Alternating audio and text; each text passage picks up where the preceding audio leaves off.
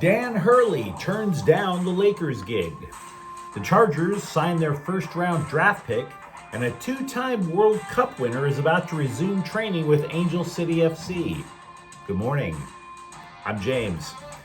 This is your daily dose of sports and snark for the greatest sports city in the world, Los Angeles. This is the faithful Angelenos morning report. Oh, we are going to be talking a lot about what happened with the Lakers yesterday. It is June 11, 2024, back in southern Illinois. It's not quite St. Loser Misery, but you can see that town from here. And if you like being in the know about LA sports, click the like button. Click the subscribe button. There's a notification bell. Hit that. It'll let you know we drop new content. Sharing is caring. Let people know we exist. And by all means, comment, especially about randos walking in the window. Now, before we go through the news and notes, quick look at the scoreboard. There were no games involving LA teams yesterday. Meanwhile, today, Texas is in town. They're going to be playing the Dodgers at 7. James Paxton, 5-1 with a 4.19 ERA, will face Dane Dunning. Stunning Dave Dunning, they call him, I hear. 4-4 with a 4.09 ERA. Sparks are in Seattle at 7. Let's see if the Sparks can build on their winning streak of 2. What do you say we get to the news? And yes, there's a lot to discuss when it comes to the Lakers. UConn coach Dan Hurley turned down a 6-year, $70 million offer to lead the Lakers on Monday. And put on your floaties, because man, did that just open up a floodgate of judgment. A tsunami made up of wagging fingers from the same NBA press corps who swore to us last week that the Lakers were going to hire a podcaster as the head coach. The lack of self-awareness by these hacks, it's amazing. Claiming that the Lakers are screwed up when all of those same mouth breathers were screwing it up for an entire month. The lack of self-awareness is stunning. So excuse me for not taking the scribes seriously right now, especially CBSSports.com's Sam Quinn, who wrote not just one, not just two, but 3 articles yesterday specifically about trashing the Lakers. So look, let's get to what we know out of the way before we give the finger to the press corps that screwed up so bad. The offer to Hurley would have made him among the 6 highest paid coaches in the NBA. So no, Quinn, the Lakers didn't lowball him. That's not a bad offer at all. $70 million, I mean, maybe you can't live on that in LA, but it's a start, right? $70 million. Now, Hurley had won back-to-back NBA titles with the Huskies. As for why the Lakers got spurned, you could come up with multiple reasons.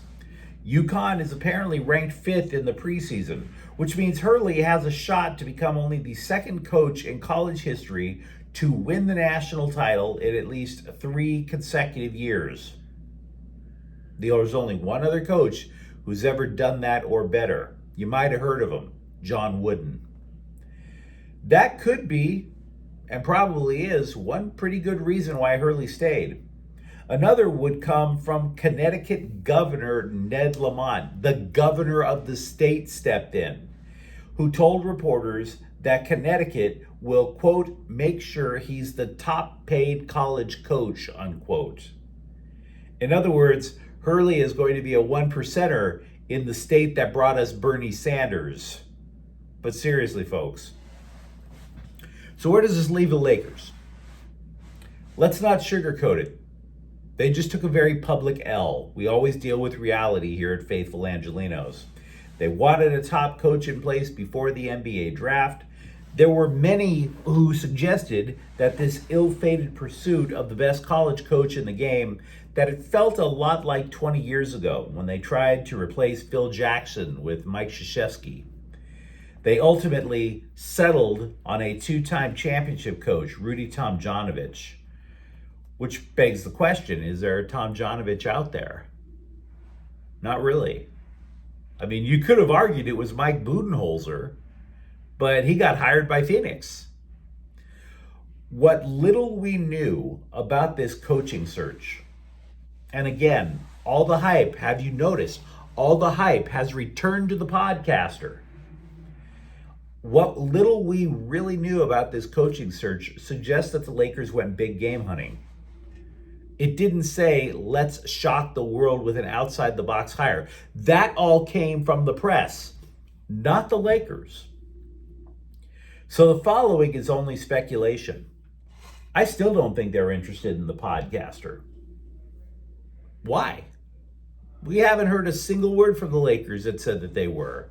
It's only from the scribes. There are a few names that we can bandy about, but I'd be lying to you if I said that I knew that they were favorites. For example, you're going to hear a little bit about Sam Cassell, the former Clippers player, longtime NBA player, and apparently a respected assistant coach. Remember, Tomjanovich kept a front office job with the Lakers for 14 years after his health problems surfaced. And of course, Cassell played under Rudy T in Houston, but we're not hearing about Cassell, which tells me he may have whiffed on the interview. You just don't know. Chris Quinn of Miami has a solid reputation as Eric Spoelstra's right-hand man down in Miami, but those two are both, let's play with an edge types. The Lakers were looking for somebody who is an innovator. That's Hurley. So I don't necessarily know if Sam Cassell is an offensive innovator. You know who is, allegedly, from the reports I've read? Former Charlotte coach, current New Orleans assistant James Borrego. He's seen as an offensive innovator. Pretty bright guy. And by the way, he's the only candidate who has had multiple interviews with the Lakers, and Anthony Davis is friendly with him. If you're looking for the so-called safe bet, it might wind up being him. Now, Mark Stein is a former ESPN scribe, and I don't have a lot of faith in him, but he just randomly threw out the name of former Villanova coach Jay Wright. I'm not sure. And by the way, don't be surprised if some of the scribes push WNBA coach Becky Hammon. Don't be surprised. Any buzz about her at all? No. But don't be surprised. After all, they tried to throw JJ Redick in there for the last 3 or 4 weeks, remember? Of course you do. But I want you, if you are a Lakers fan as I am, and you know that yesterday stung, I want you to consider something that stuck with me for decades. Longtime coach for the Utah Jazz, Frank Layden. He's 92, and he's not coming here. That's not what I'm getting at. But he was known for some really famous quotes, intelligent axioms. One of his quotes about coaching basketball was, "I'd rather have the player than the play."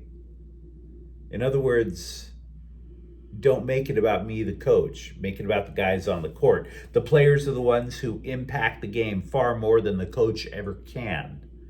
A coach can lose you some games, yes, but it's the players who ultimately decide things.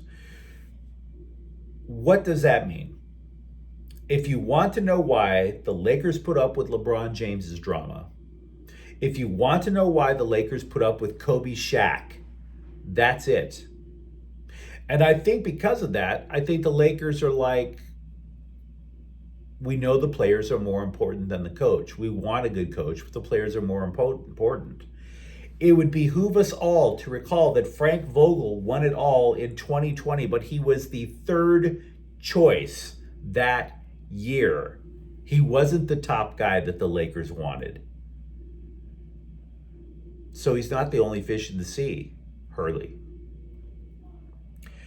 Understand that the scribes are already putting JJ Redick's name in hyperdrive once again because they are trying to will it into existence.